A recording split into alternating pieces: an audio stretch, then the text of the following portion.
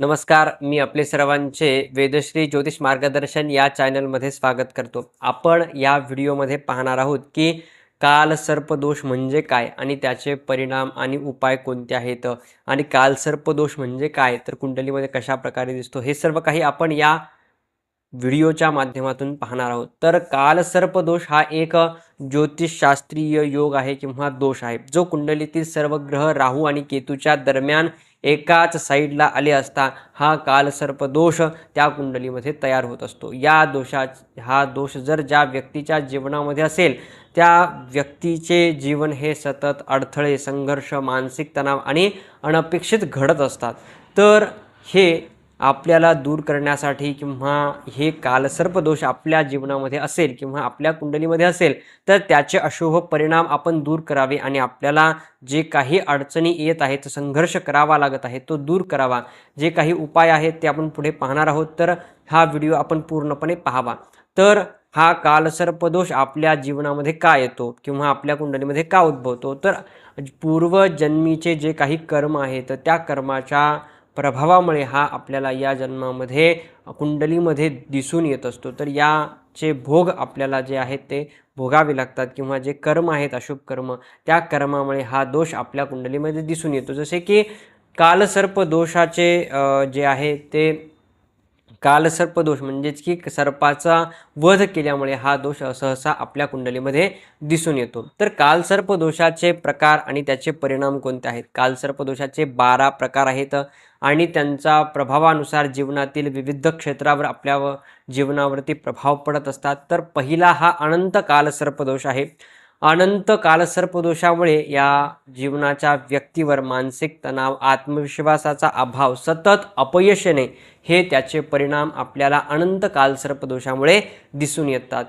कारण की प्रथम आणि सप्तम स्थानामध्ये राहू केतू असतात त्यामुळे. तर याचा उपाय म्हणून भगवान शिवजीची उपासना करणे, महामृत्युंजय मंत्राचा जप करणे किंवा सर्पदोषाची शांती करणे हा अनंत कालसर्पदोषासाठी अत्यंत शुभकारी उपाय आपण पाहिलेत. त्यानंतर कुलिक कालसर्पदोष आहे. तर या दोषामुळे आरोग्य समस्या, अपघात, मानसिक अस्थिरता हे आपल्याला दिसून येते. द्वितीय स्थानामध्ये राहू आणि अष्टम स्थानामध्ये केतू असल्यामुळे हा कुलिक कालसर्पदोष दिसून येतो. तर यासाठी त्र्यंबकेश्वर ला जाऊन शांतीची पूजा करणे, त्यानंतर महादेवाची उपासना करणे, हे केल्यानंतर आपल्याला नक्कीच या अशुभ फळापासून दूरता मिळते. त्यानंतर वासुकी कालसर्पदोष याचे परिणाम हे नोकरीतील अडथळे, कौटुंबिक संघर्ष, त्यानंतर आपल्या पराक्रम स्थानामध्ये राहू असल्यामुळे पराक्रम लवकर घडून न येणे, ह्यासारख्या घटना आपल्या जीवनामध्ये दिसून येतात. तर कालसर्पदोषाची शांतीची पूजा करणे किंवा रुद्राभिषेक करणे यासारखे महादेवाची उपासना करावी. त्यानंतर शंखपाल कालसर्पदोष आहे. तर यामुळे सरकारी कामामध्ये विलंब, घरगुती तणाव हे आपल्याला दिसून येत असतात. त्यानंतर शिवलिंगाची पूजा करणे किंवा शिवलिंगाला अभिषेक करणे हे उपाय अत्यंत शुभकारी या व्यक्तींसाठी असतील.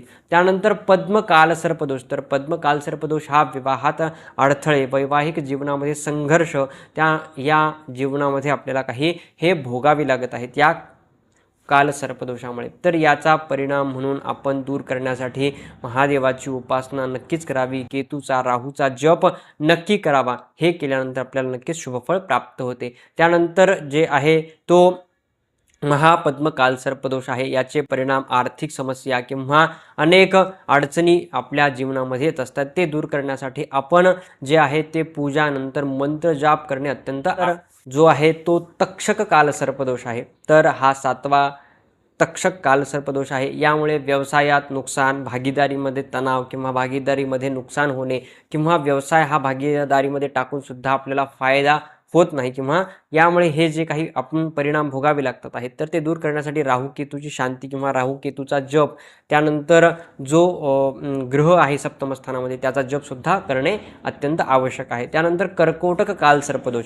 तर कर्कोटक कालसर्पदोष हा या दोषामुळे शत्रूंचा विजय होणे किंवा आपल्या आरोग्यासंबंधित मोठे इशू निर्माण होणे, त्यासाठी मृत्युंजय मंत्राचा जप हा अत्यंत शुभकारी आपल्यासाठी ठरेल.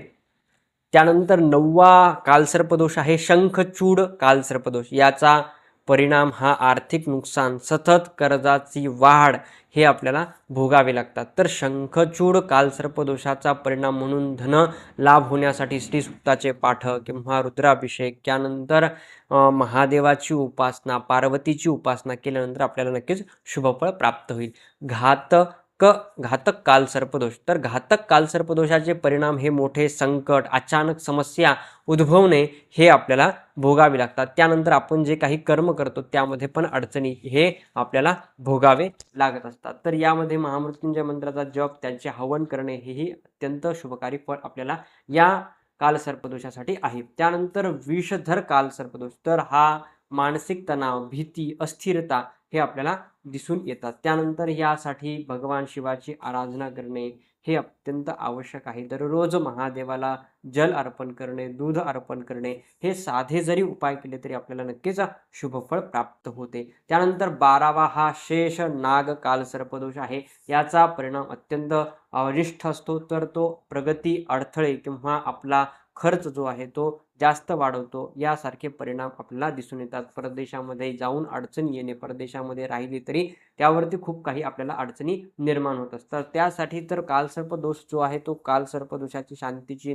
पूजा करणे, नवनागांची पूजा करणे, महादेवाची उपासना करणे हे अत्यंत शुभकारी आपल्याला उपाय जर केले तर नक्कीच फळ मिळते. त्यानंतर कालसर्पदोषाचे सामान्यतः परिणाम हे व्यवसाय, नोकरी, अडथळे व त्यानंतर जे काही आपण कार्य करत आहोत त्यामध्ये बऱ्याच अडचणी येणे, एकच कार्य आपण सतत ते जे आहे तो एंडिंगपर्यंत न नेऊ शकणे हे कालसर्पदोषाचे परिणाम आपल्याला दिसून येतात. आर्थिक समस्या, सतत खर्च होणे, खर्च जो आहे तो योग्य मार्गे न जाणे हे काही सर्व आपल्याला भोगून यावं लागते. त्यानंतर कौटुंबिक समस्या पण उद्भवतात. नातेवाईकांमध्ये गैरसमज, कलह हे आपल्याला दिसून येते. त्यानंतर आरोग्य संबंधित जो आहे ते अपचन, मानसिक तणाव, अचानक आजार येणे किंवा यामध्ये मानसिक तणावामध्ये आपण जे काही विचार करतो तो पॉझिटिव्ह किंवा निगेटिव्ह आपल्याला एनर्जी जास्त प्रमाणात आपल्या शरीरामध्ये वाहत असते हे आपल्याला आरोग्यासंबंधित येतात. त्यानंतर शत्रूची वाढ म्हणजे कर्ज बाजारी होणे किंवा संघर्ष ज्यावेळेला करत आहोत त्यावेळेला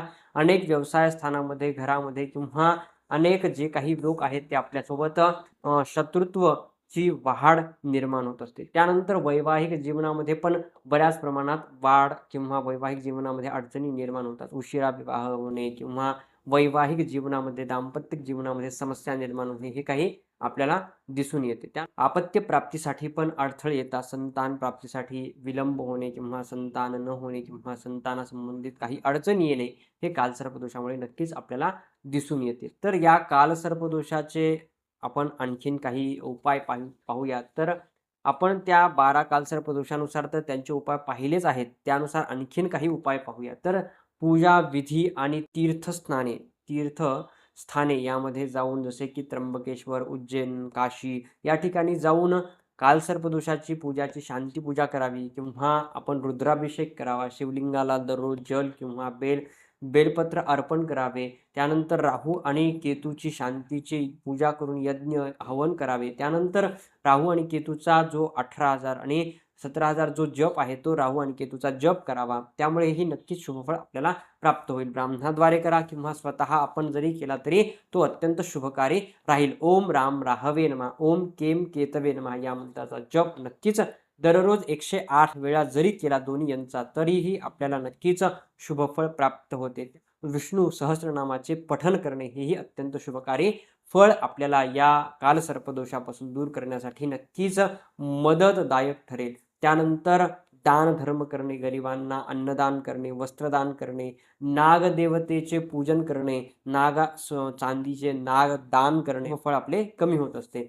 तर गायींना गूळ, तीळ हे मिश्रण करून खाऊ घालणे हे अत्यंत शुभकारी फळ आपल्याला देण्यासारखे साधे साधे उपाय आपण पाहत आहोत. तर त्यानंतर दर सोमवारी शिवपूजा करणे, रुद्राभिषेक करणे, हनुमान चालीसा वाचणे, बजरंग बाण पठन करणे हे काही उपाय आहेत. त्यानंतर कालभैरव उपायही आपण करू शकतो. म्हणजे की कालभैरवाष्टकाचे जप करणे, कालभैरवाष्टकांची प्रार्थना करणे, कालभैरवाष्टकांना जे काही दान असते ते दान करावे किंवा तिळाच्या तेलाचा दिवा किंवा कणकीचा दिवा हा कालभैरवांना लावावा. यामुळे ही नक्कीच आपल्याला शुभफळ प्राप्त होत असते. जो काही कालसर्पदोष आपल्या जीवनामध्ये किंवा आपल्या कुंडलीमध्ये निर्माण झालेला आहे तर त्याचे नकारात्मक परिणाम दूर करण्यासाठी आपण हे सर्व काही उपाय जर केले तर त्यामधून जी पॉझिटिव्ह एनर्जी आपल्या शरीरामध्ये किंवा आपल्या मोऱ्यामध्ये निर्माण होईल ती अत्यंत शुभकारी असेल आणि आपल्याला जे काही विचार करायचे, जो काही मार्ग आहे तो मार्ग नक्कीच आपल्याला मिळेल. यासारख्या ज्योतिषशास्त्राचा अभ्यास किंवा विविध पूर्व केलेले उपाय यामुळे जीवनातील संकटे दूर होण्यासाठी आपण या व्हिडिओमध्ये नवनवीन उपाय यासाठी आपण या चॅनलला नक्कीच सबस्क्राईब, शेअर आणि लाईक करावे. धन्यवाद.